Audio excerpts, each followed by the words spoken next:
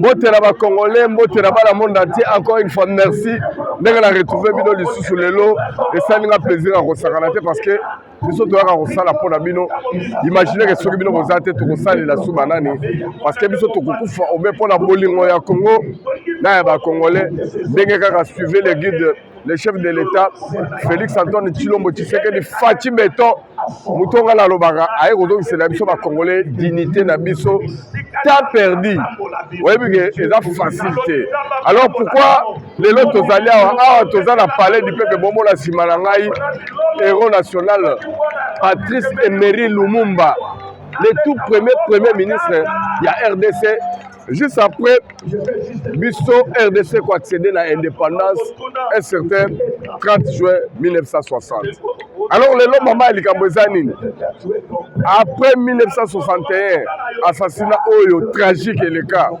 Toyeba tracé, Toyeba tinaté, Toyeba causé, mais notre premier ministre nous a été arraché par Batongote Mamabe.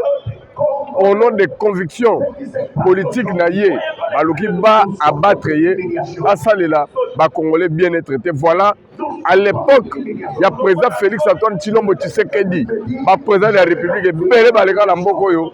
Mais les lots, yé aïe, a honoré parole, il y a deux faits.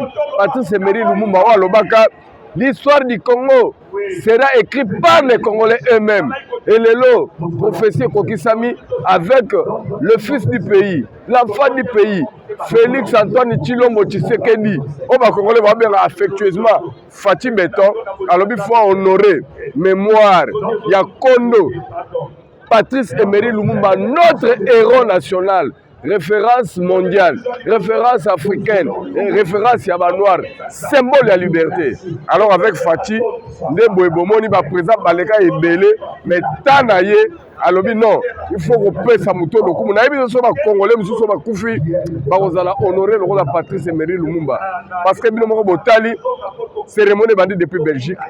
Ekiti na mboka na ye na village natal na ye elongwe ekei cercueil etamboli ekomi Kisangani bino mowebi vie administratif vie politique ya Patrice Emery Lumumba bandeli yango na ville martyre ya Kisangani et babite Kisangani bazaki tellement honoré de ce ndenge wana et surtout bato village natal na ye bongo kosukisa na mboko ya kufaki Lubumbashi Wantash, Katanga.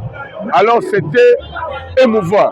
Mais pour le Rosukisa, on va le voir, Sombela Soukabisanga, Yango Kinshasa, Kin Malebo, place, on va le voir les sièges des institutions de Yambi, Patrice Emery Lumumba, na lokumu nyoso, bokomona bilili, ndenge ngala lobaka, so on monite kondimate, na partie aéroport, toutes les institutions réunies, toute la société civile, les Congolais sur la catégorie ensemble avec le guide, le chef de l'État, l'homme de l'État des droits, l'homme qui a honoré tous les Congolais, les Lobasong et la dignité de Bango, Yemei, Ayeko Yamba Cercueil, Yalumumba Pe Bomona Gibinomoko, va déplacer monument na ye libanda ba koti yango na kati esika oyo wapi matanga ya 3 jours ko banda lelo ti mukolo ya jeudi place nzoto na ye minu na ye symbole ya relique ekopema na kimia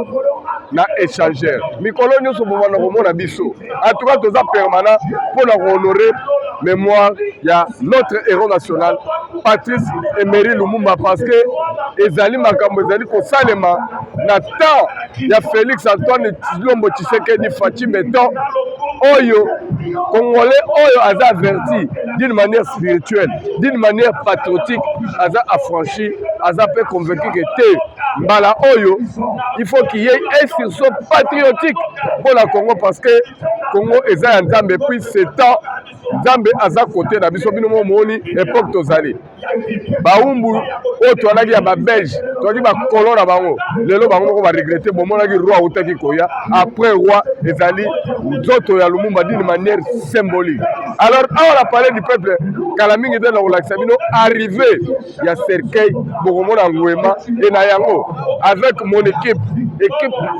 Oyo Yamakasi, il y a cellule, il y a communication, avec Eric Nembalema, réalisateur, il y a Mounene Yambokoyo, Tolingi Toso et Labino, l'impression à Bakongolo, Basaliawa, Oyo Misusu, Babotami, Bayoka Sango ya Lumumba, mais Bamonate, Mingi Bakufa Kutu Bavivate, mais Bango Tana Bango, Bayeko Mona Matanga officiel, ya Lumumba, pour Banda Kufa, na famille nae, na libota nae, Bamona trace à Tamorote, puisque corps mobile musique en acide, même Baloyo, avec Félix Antoine Tshilombo Tshisekedi, le président qui aime son pays, le président Wakokanina Mounene ya Congo, alobi fois honorer mémoire ya Patrice Emery Lumumba. Alors c'est parti avec l'impression ya bandeko bazali awa façon nini baza kolela Patrice Emery Lumumba oyo grâce na ye Congolais nyonso ayebana na monde boyebi ke Kombo Lumumba ezali na baveni ebele na Afrique, ba université ebele na monde, n'en parlons même pas, et c'était symbole national. Alors na cadre bolingo ya Congolais ba Congolais, toka ba Congolais avec la magie ya Eric Nembalemba, grand réalisateur. Alors c'est parti.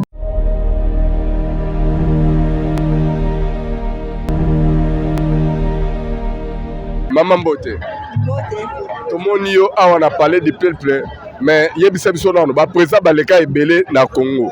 Tout le monde to ka biso zo ke Lumumba kufa na 61. Mais depuis on a toke loroté. Bolelo na tangwa Félix Tshisekedi matanga ya Lumumba elobelo ndenge. En tout cas epesinga esengo mingi po ba président ebele baleka awa na to mona makambo wana te. Le wala président ye en tout cas to sepende makambo oyo eko ayeko zwa papa président Papa Lumumba akufa kala kasi mbembe na ye aye awa na kisasa to sepeli makasi yango kana na lobby oyo kana yebi na mutu na ngai.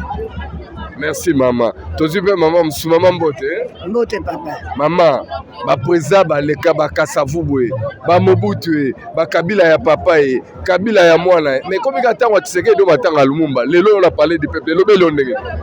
En tout cas elobelinga mingi penza esengo tondinga talanga yana na lobaki fona koma kaka po bana batunaka mama cimetière Lumumba eza wapi nga bibatu bomaka ye na side eloko moko etikala te mais lelo tozoyoka matanga na ye baye kotika lino esepeli mingi esengo tondi yango netindike même biso ba mama na potama na 53 mais na telemi anto efona koma kana matanga neko eza esengo président moko Papa Tshisekedi Pati Beto merci olongoli biso soni Nzambe apambola yo vraiment kende liboso papa toza sima na yo biso ba mama soko simbi biso ba mama osimbi Tshisekedi bamba te osali biso kitoko papa to yena matanga oyo muntu moko te président moko te aleka azwa ide ketika to bengisa ebembe oya mais yo osali biso bien to sepeli mingi yango na biso to tiki bandako to ye ba mama ebele ba mikolo tala pasi na nzoto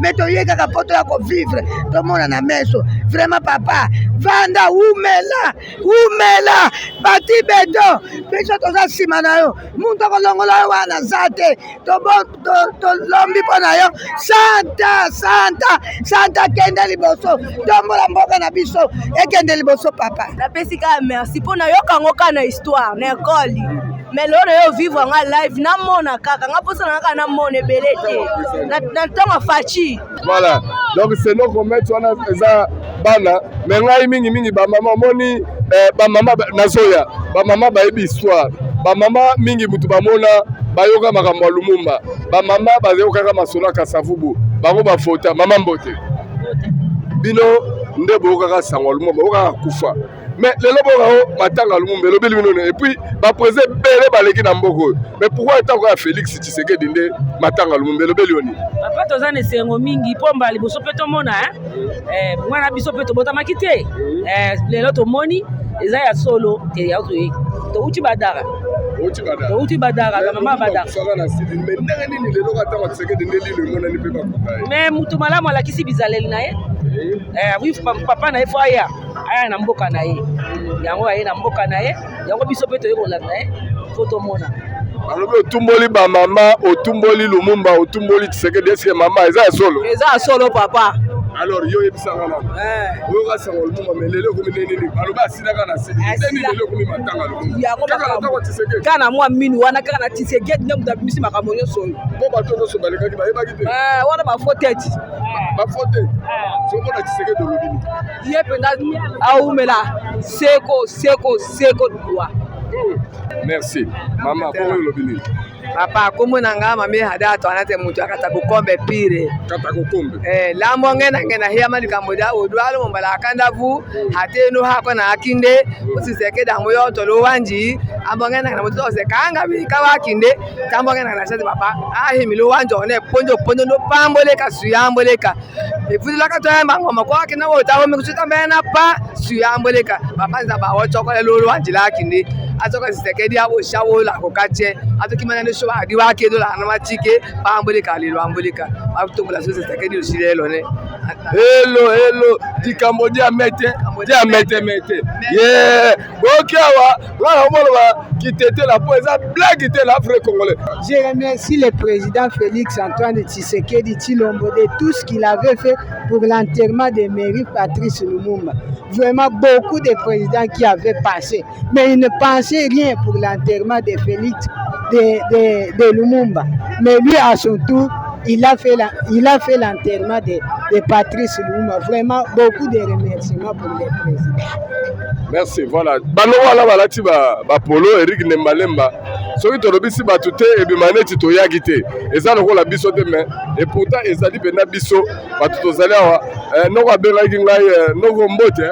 Mbote papa. On était tous des jeunes. Toyebi toka lisolo ya Lumumba po moko tabota matango Lumumba. Mais ce qui est vrai ba président baleke belé la mboka oyo. Mais le belo ne kana tango Fati tango Tshisekedi mbala moko lino Lumumba monani ba moko fo ebembe ya. Siko net otele ba ozele bembe. Ouais, na ozele bembe na oti kutu ti aéroport. Donc na oti ti aéroport pour nos accords ya koko na biso papa na biso na biso. Donc vraiment toi ne sengo mingi. Tala vraiment bande bembe etikala ki banda ane bande tontima te un jour koya. Mais nzela ya papa Fati ayebna ozongisa lisusu corps oyo uta banda kalezo kati na mboka na biso. Bona nga na omona ngo lokola eza histoire moko ya bana Israël na ba Philistins. Donc baswa ki arche de l'alliance ba ko kende na ona mboka na bango ba ko tilisa ngote e resongele bana Israël force zongaki. Bona nga ko zonga nzota papa na biso Lumumba na yabike makambo ebele e sele makati na mboko oyo. Donc tozana esengo mi komona lisu corps oyo toyebaka te ke tomona ngo un jour mais le zong na mboka na biso. Donc na sepeli vraiment un effort au papa président zo sala vraiment à continuer toujours bon au sala pe na mambo etikali pona biso pe to sepela magasi. Lumumba de génération en génération noko to simbina biye moko ave makuta bomoni ne longa Lumumba mais pourquoi matanga Lumumba kala tango Tshisekedi pourtant ba président baleka kebeli. Oui tu sepeli makasi bwana komona esenga boye. Banda tokola ba mususu bazana nde tokomi na génération na bamona nano ata esenga boye te. Toyebi te ke le boso tozalaki na ba président te lelo tomoni président esengo mwana mboka asali makambo kitoko à l'actionnaire ya mboka na biso tosepela makasi na komona mbongo na simbi na maboko boye bakonzi bamona mbongo oyo na bana mike na baoyo bayoki histoire oyo bayebi te bamona ke abimisaki elongi na ye na kati ya mbongo oyo. Donc à part na elongi na mbongo oyo to rappelle bato beleke Lumumba kombo nezati na ba Russie ba université na ba Afrique ba veni na kombo ne be ko lebele vraiment ce n'est pas n'importe qui. Maintenant ngai lo weleke na ngai pourquoi kaka tango Tshisekedi c'est ça ma grande préoccupation parce que ba président ba leke belé na mbongo Tshisekedi dans la 5e président mais pourquoi tango na indi makambo nyoso ebimi pe monani. Wewe otuninga mutuna moko kitoko malheureusement na ya nonango parce que toyebi ke lokola Tshisekedi aza mwana mboka aza na esengo kwa na Congolais nyonso azala na itika na ye selon musala oye asalaka na honneur wana il faut azocha moto na bisika na ye eza esengo azana esengo ya kata mboko azocha moto na isika na ye. Merci mingi ndeko ba Congolais ba Congomani na yebisi binoke il faut toujours totikala na bolingo ya Congo na ya ba Congolais parce que ezali mes affaires te. C'est vrai yemo Lumumba lobaki l'histoire du Congo sera écrite par les Congolais eux-mêmes. Mais mindele bele ba welela ki ba komela biso histoire na biso. Ba président Ngwanzu ba ki ba komela biso histoire na Lumumba. Ba weleli ko salela e monument. mais nzoka nde yaki nango bolingwa minu mais toye komona véritablement na mboka po aza na bolingwa motema parce que omoni kohonore mutu eza kolela ye ezali rendre ba funérailles oyo tozoloba digne de son nom et on a vu ça avec le fils du pays Félix Antoine Tshisekedi Tshilombo Fati Beton lelo kombo na ye na Lumumba tomone solo bama na ba génération en génération ba papa bana mikolo et quelques mamans la tout kutu ba bisinga ba biba ngope ba yo kaka koka moi Tshisekedi olubi ba problème alors tozana bino banda bata onyoso kobanda lelo lokola tobani matanga na kisase bandi lelo ti mukolo ya jeudi partout cercueil ekoleka na cadre ya Saint Thomas ndenge na lobaka buka mona buka kwekila soko moni te kondima te par rapport à évangile tokobanda kozala partout mpona kolakisa bino mais pour le moment totiki bino pena bo vivre ambiance ya matanga bomona corps ndenge ezoya tokolela yango lokola nzoto mobima moto evandi wana moto akosa bino te parce que aza ya biso eza mutolo na biso ezali héros national oyo akufa mpona bato ebele lelo apesa baconviction kosakana te na balider africain ebele lelo bakoma kosambela na nkombo na ye voilà pourquoi totondi bino botondi bakongole ebele.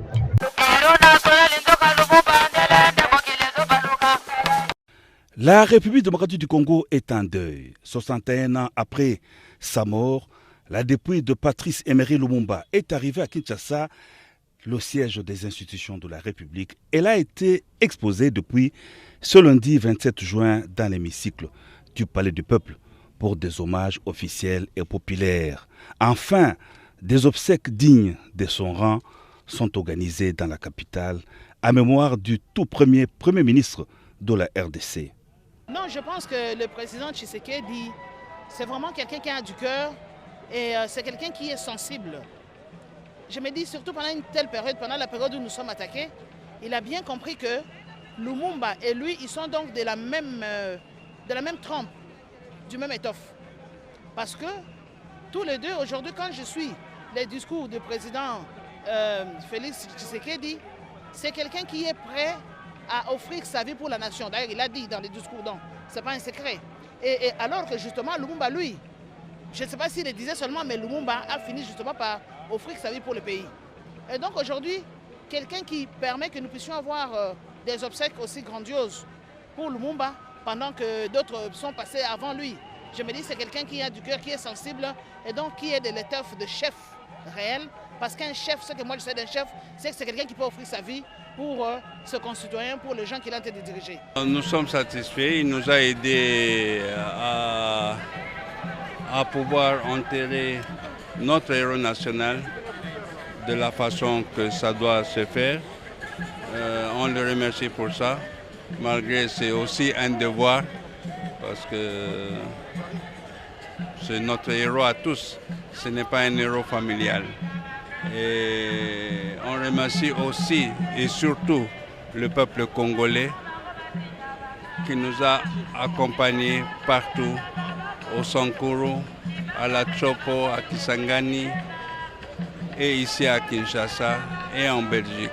Si aujourd'hui nous venons vers le dépôt mortel de Lumumba, Patrice Emery Lumumba, c'est un monument, c'est un symbole où chaque Congolais devrait comprendre qu'il faut se prendre en charge. Il faut se prendre en charge. Lumumba a perdu sa vie parce qu'il a lutté pour la démocratie. Et pour ça, je vais lancer un message à la population congolaise que nous devons être ensemble et que nous devons nous lever comme un seul homme si nous voulons construire la RDC de demain. Le palais du peuple a été investi depuis la matinée par les présidents de deux chambres du Parlement, Modeste Bahati Lukwebo et Bosso, des députés et sénateurs, des officiers de FARDC de la police nationale, des acteurs politiques, des religieux et des anonymes, venus tous rendre les derniers hommages à Patrice Emery Lumumba, les héros de l'indépendance de la RDC assassiné le 17 janvier 1961. Pour Laurent Lumumba, le fils du premier ministre, l'on doit désormais regarder vers l'avenir du pays. La vie continue. Lumumba est mort, ses idées sont là, la vie continue. Il faut voir dans quelle mesure qu'on peut arriver à appliquer tous les concepts de cet héros nous a légués. C'est ça le combat qu'on a aujourd'hui, le combat avec la jeunesse, comment améliorer le sort de tout le monde, comment bâtir que le Congo soit le rayon de développement de l'Afrique tout entière comme l'a voulu Lumumba. Les obsèques se poursuivent avec la cérémonie de recueillement. Il est également prévu une veillée mortuaire ponctuée des témoignages. Au Palais du Peuple, comme partout à travers le pays, les drapeaux sont en berne en signe du deuil national décrété en République démocratique du Congo.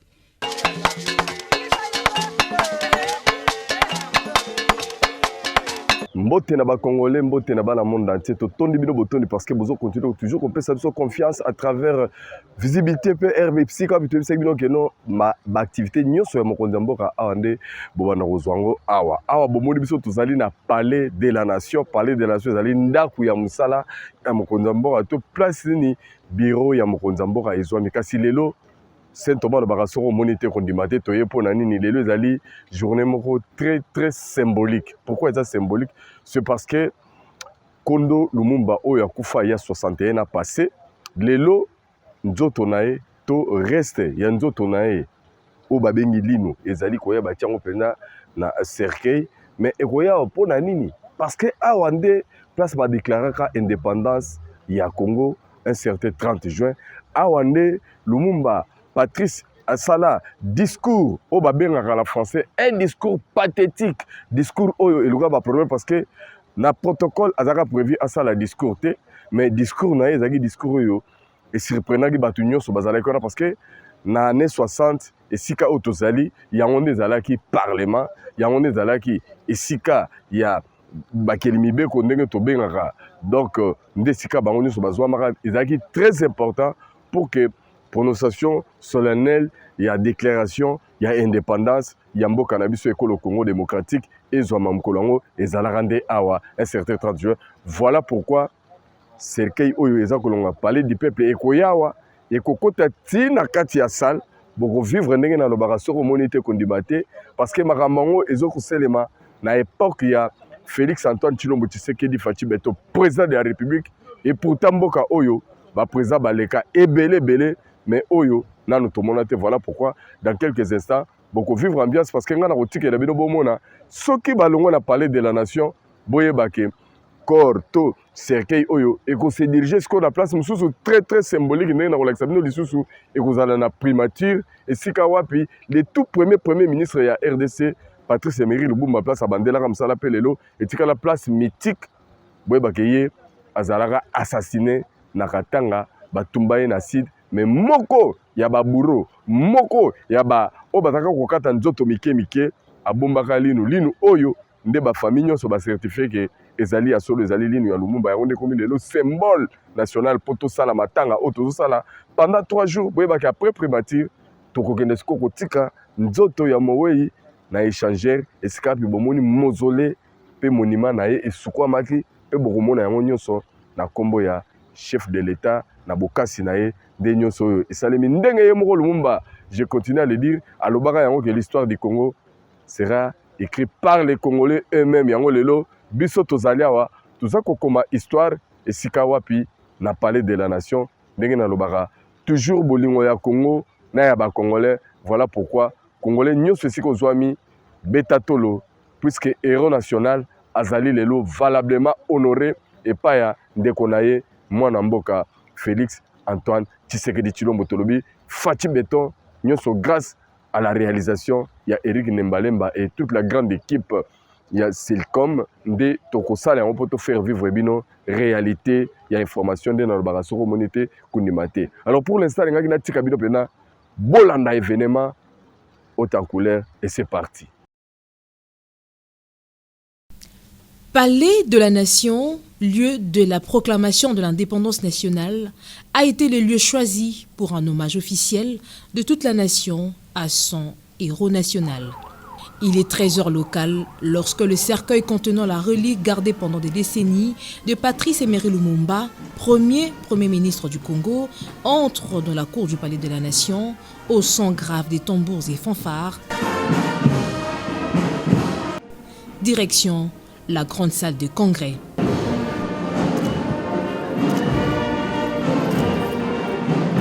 C'est dans cette grande salle que fut proclamée l'indépendance du Congo le 30 juin 1960 et où Patrice Emery Lumumba avait prononcé son discours resté historique.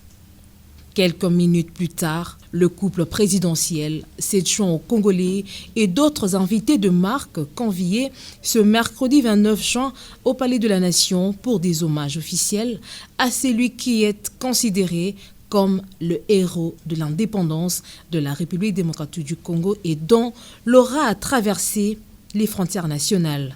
3 temps forts ont marqué cette étape du Palais de la Nation. Le dépôt des gerbes de fleurs et recueillement des différents invités de marque, représentant des chefs d'État d'Afrique du Sud, de la Côte d'Ivoire, du Sénégal, de la Guinée équatoriale et du Royaume de Belgique, sanctionnés par le dépôt de la couronne de fleurs aux couleurs du pays du couple présidentiel de la République démocratique du Congo. Un grand silence, rompu par un fils congolais sous une douce mélodie,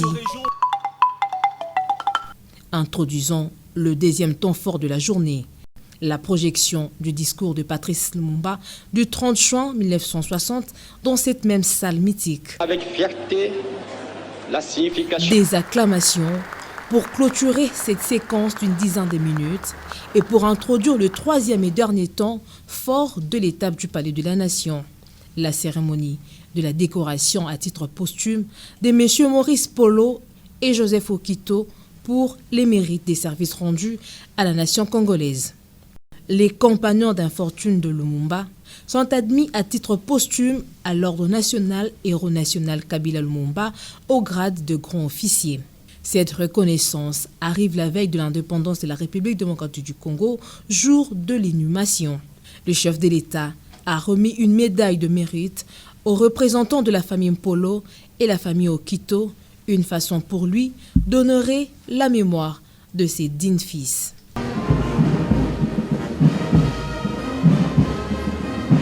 Oui, toujours Congolais, dans le monde entier, soko moni te kondima te nde bomoni présentement naza na primature, c'est-à-dire que tozo continuer toujours ndenge tolobaki matanga ya héros national Patrice Emery Lumumba azali mutu oyo président Félix Antoine Tshilombo Tshisekedi Faci Béton aza honoré du jour au jour, sans oublier ninga na yo akufaki na bango lelo bango pe bakomi bena ba héros national, je cite bien okitona ninga na ye Mpolo, donc bango wana lelo bango pe bazaki vraiment honoré, je crois bauti komona ngo na bilili na palais de la nation ndenge nini bango nyonso bazwi ba médaille to ba décoré bango à titre posthume, je crois bana na bango bomoni bango moto ba représenter bango. Alors lelo pourquoi tozali awa na primature?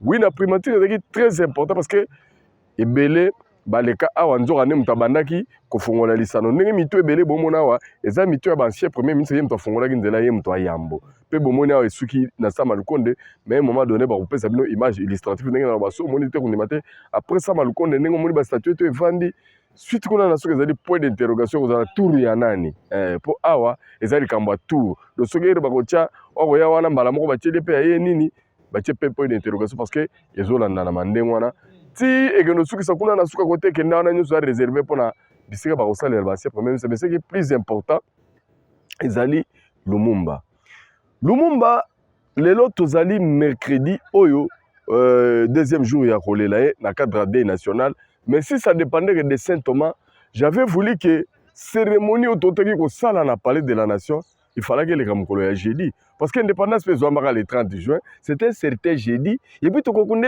jeudi. Donc si c'était moi le protocole, j'allais proposer que et na palais de la nation le 30 juin Nkolo asaki discours tonongo la ngolande toke ko kunda ye échanger mais Kasela ne tienne ngako Saint Thomas na korbanini, mais le plus important, l'homme a été honoré comme jamais auparavant. Alors il fallait qu'un président ya boyaya président azala makila ba nationaliste na biteki ba président musu ba leka bazaki ba nationaliste na bi président ozala makila ba nationaliste c'est le rôle à ta Faci parce que makamusu za kata ya Nzambe et comme lui-même le disait à tout moment l'histoire du Congo sera écrite par les Congolais eux-mêmes. Voilà pourquoi biso lelo tozo comme histoire na yo papa toye awa toko salelo matanga ndenge d'ailleurs basalela batobele ba matanga mais matanga neto yo non moni to sala ngote na Congo pour imaginer to longolo banda Bruxelles tokei na yo na village natal na kata Sankuru et puis tant yo ye comme déjà province to longolo yo wana toke na yo na Kisangani esiko yo banda ki carrière na yo to longolo yo na Kisangani tokiti na yo Lubumbashi epai wapi okufelaka sima na yango toye na yo na palais de la nation na palais du peuple na primature pe tokende ko suki sayo place otolobi sombele suka bisanga mais pour l'instant na tiki bino siko bomo na mbiasi ya primature ndenge ba kolela mowei ndenge tradition ezolekela parce que awa toye décoration tisiko to bandi matanga place muto abanda musala muto liboso parce que muto afongola ki nzela ba premier ministre Ezaïe, le tout premier ministre, bien qu'à ça la trotté, imaginez du 30 juin à janvier, Mouta Kofi. Mais on va calculer, si on tala nenge, comme on a etikali à perpétuité. C'est-à-dire que trotté quand on a or na discours na ya lobaki di solo yo, bana rotang sango bana na bino na bana ya bana na bino. Ntoke zaki testament. Tala le lorsque bisotoza ko comme histoire en tant que vrai congolais ndenge ya lobaki. Wana bande ko bele bazola nanga na monde entier. Vraiment, président Faci Teibiso. Bolingo ya Congo, na ya ba Congolais. D'ailleurs, président Motema Munene Boye, na ebite soto kozwa di susu. Na ebite soto kozwa bena président Motema Munene Boye. Alors pour l'instant, en tant que Saint Thomas Ndenge na Barassoko monité condimaté, en tout cas Faci, merci encore une fois. Puisque ba Congolais nyonso, Congolais oza vraiment patriote amoni Munene ya musala na yo et tout le monde peut dire merci. Alors na tiki bino na maboko ya Eric Nembalemba, le grand réalisateur, il y a visibilité PR na cadre cellule la communication à chef à faire vivre non à faire vivre bino vraiment ambiance les longs à large na primature yango yo je crois qu'il y a aussi la moi kokenda po bomo la gelongi moko donc tout tambolaka quoi donc non nenga to banda na point d'interrogation donc ndenge tozali awa donc de bomo na awa ezali muto ba ozel. Donc, tout ce point d'interrogation, on a et mais pour le moment, mon point d'interrogation veut dire Moutaza, t'es alors ok. Maintenant, toujours dans le pour bon c'est l'histoire aussi. L'actuel est là, ça m'a le compte donc réel, Rose Zapé Pendado Bamoni, je crois. Actuel y est, vraiment c'est historique. Et bah ça l'a bien. Merci na ba premier ministre ba les gars qui battent initiative ba mutu na mutu faut ça la retourna et ça on est tout ça là ba boulevard romoni mobutu akutaka ngo bande moko asala ngo de bande koto na koto yo raisa ya grandir facha chango ba saut de mouton donc veut dire à chacun son tour puisque on travaille pour la République et Pépé wana venador Pépé na boy nanga ko commenter mais vous avez vu Pépé donc c'est nos comments quoi. Pépé est là, donc tout ça c'est grâce au chef de l'État, Félix Antoine Tshilombo Tshisekedi, Tanae, Azar Honoré, Moutounio Sonatanae, et ici vous connaissez la suite Chibalanzez. Donc il était là, donc chacun était valablement représenté, et puis vous avez une tita, donc une tita est là, Badi Banga, et puis on continue la suite de Moutounamtou Amonara, donc Moutounamtou Dengue. Les honneurs de tout un gouvernement à l'endroit du premier des premiers, cela se passe ici, à l'hôtel du gouvernement, lieu mythique qui a servi de cabinet de travail, en même temps de résidence officielle pour Patrice Emery Lumumba en tant que Premier ministre, chef du gouvernement et président du Conseil des ministres. La belle verdure du Jardin des Premiers, situé en face du bâtiment qui abrite l'hôtel du gouvernement au bord du fleuve Congo, c'est aussi ce lieu considéré comme témoin des courtes heures exaltantes et sombres du mandat de Patrice Emery Lumumba. Dans son discours, le Premier ministre Jean-Michel Sama Lukonde se fait l'honneur de dresser en quelques lignes la vie, le parcours et la mort tragique de celui qui portera plus tard la glorieuse casquette du héros national de la République. Aujourd'hui, c'est pour moi une responsabilité historique d'accueillir à nouveau la dépouille du Premier ministre ici, à l'hôtel du gouvernement, dans cette prestigieuse bâtisse de la primature. Monsieur le Premier ministre de la République, cher Patrice, quel courage, mon très illustre précurseur et prédécesseur, d'avoir été au cœur de tous ces tiraillements et contradictions de l'histoire. En quittant ce même lieu dans la soirée du 27 novembre 1960, sous une sombre pluie, vous avez pris la route pour la destination lointaine de Kisangani, alors Stanleyville, que vous n'aviez pu atteindre. Cher Patrice, ma situation est singulière. Je suis troublé d'être celui qui occupe votre fauteuil en ce moment précis où vous revenez à la primature. En effet, on succède à Lumumba, mais on ne le remplace pas.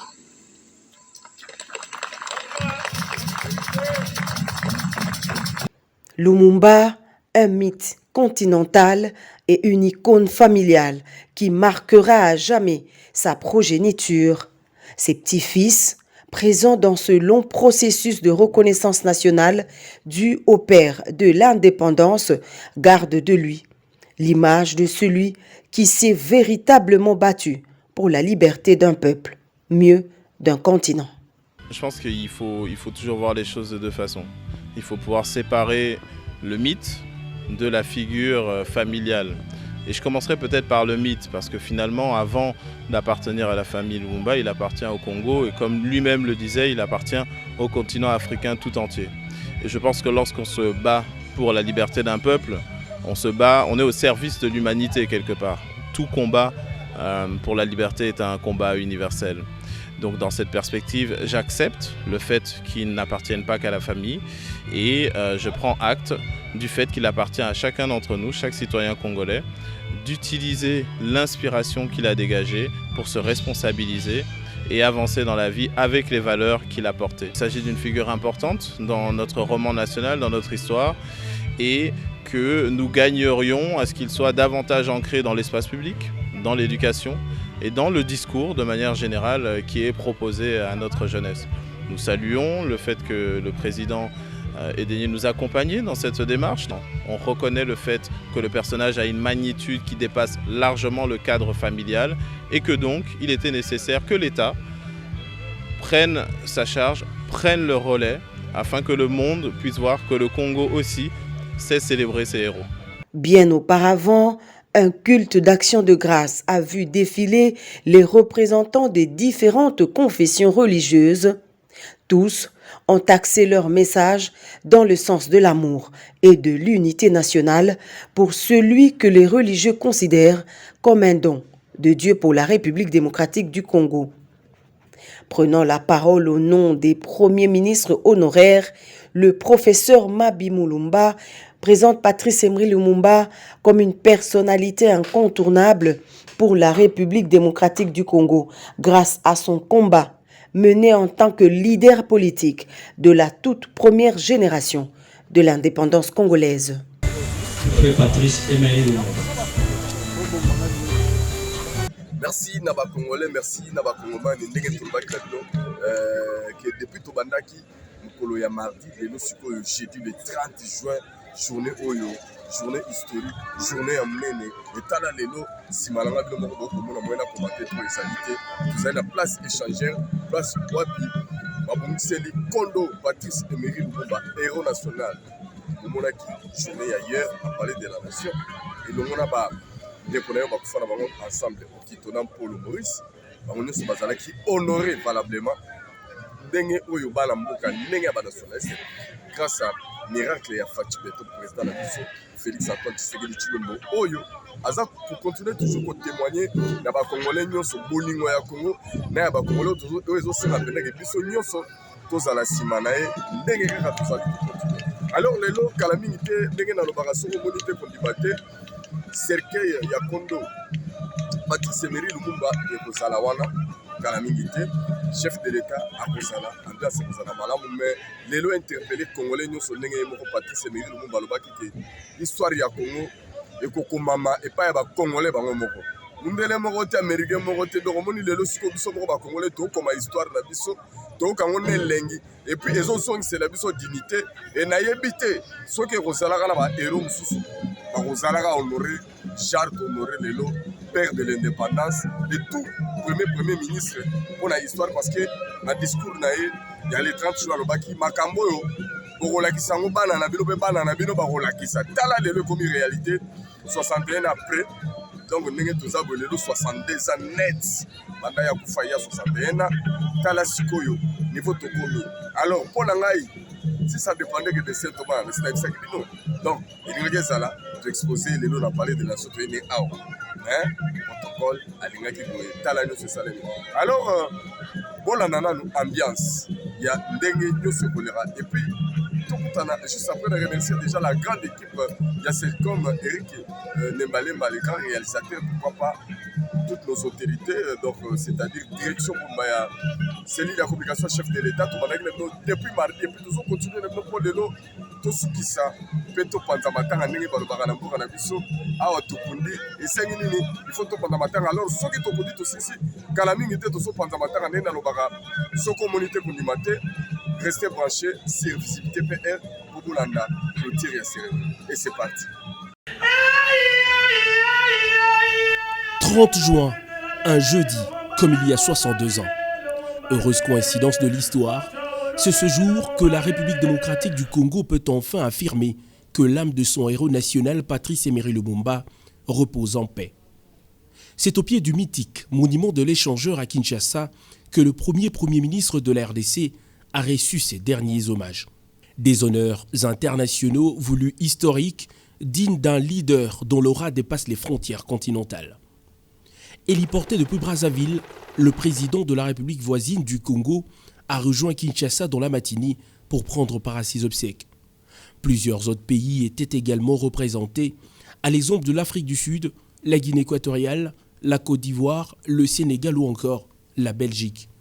Félix-Antoine Tshisekedi Tshilombo et Denis Sassou Nguesso ont aux côtés de l'Assemblée représentant plusieurs catégories de personnes accueilli la dépouille de Lumumba. Les 3 derniers premiers ministres du pays ont accompagné le premier de leur lignée au lieu des hommages. La prière écuménique a inspiré les petits-enfants Lumumba qui, au-delà de remerciements adressés au président de la République pour sa volonté politique à ramener Lumumba chez lui, ont mesuré la grandeur de la tâche léguée aux générations actuelles et futures par le héros. Le peuple congolais a su démontrer que l'aura de Patrice Emery Lumumba a été, demeure et continuera d'incarner un esprit qui rassemble au-delà des groupes ethniques, un esprit qui rassemble au-delà des appartenances politiques. Plus de 60 ans après, je te réponds enfin pour te dire que ton retour à la maison, les honneurs que tu reçois ici, sont une page de l'histoire que tu continues d'écrire. Pour le chef de l'État Félix-Antoine Tshisekedi Tshilombo, le Congo, son pays, a enfin honoré, comme il se doit, sa source d'inspiration citoyenne. Cher héros national, c'était dans la nuit du 27 novembre 1960 que vous aviez quitté Kinshasa, alors Léopoldville, dans l'anonymat le plus total. Vous voilà de retour, 61 ans après, sous le doux soleil du 30 juin, jour sacré de notre libération du joug colonial. Votre action politique était loin d'être une révolution, car vos convictions morales vous interdisaient de recourir à la violence. Par cette conviction de non-violence, vous aviez capté la révolution au passage, vous l'aviez marquée de votre sceau et vous l'aviez orientée. En raison de votre audace, avec lequel vous aviez véhiculé des idées anticolonialistes, vous êtes pour nous, nationalistes congolais, et pour les peuples progressistes disséminés ailleurs dans le monde, le symbole de la lutte pour la liberté, l'indépendance et la souveraineté des peuples. Le dépôt de couronnes de fleurs devant la dépouille a précédé la longue procession qui a conduit Lumumba vers son lieu de repos.